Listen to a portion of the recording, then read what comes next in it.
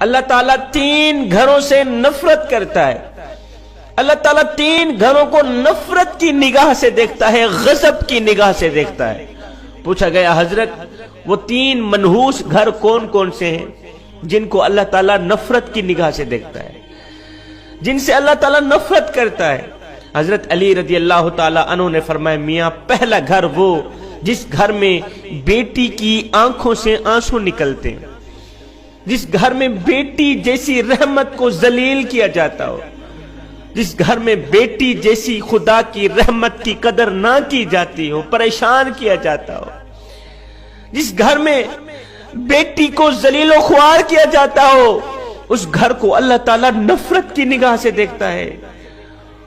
اس گھر کو، گھر میں رہنے والوں کو اللہ تعالیٰ غضب کی نگاہ سے دیکھتا ہے. میرے بھائیوں، بیٹی کا دل کبھی نہ توڑنا، خدارا بیٹی کا دل کبھی نہ توڑنا.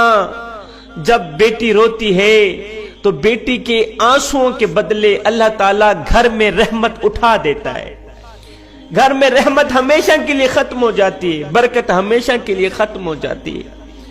جب بیٹی شادی کر کے باپ کے گھر سے رخصت ہوتی ہے تو وہ جاتے جاتے 3 چیزیں بھی لے کے جاتی ہے، 3 اہم چیزیں بھی لے کے جاتی ہے. پتہ ہے وہ کون سی 3 چیزیں؟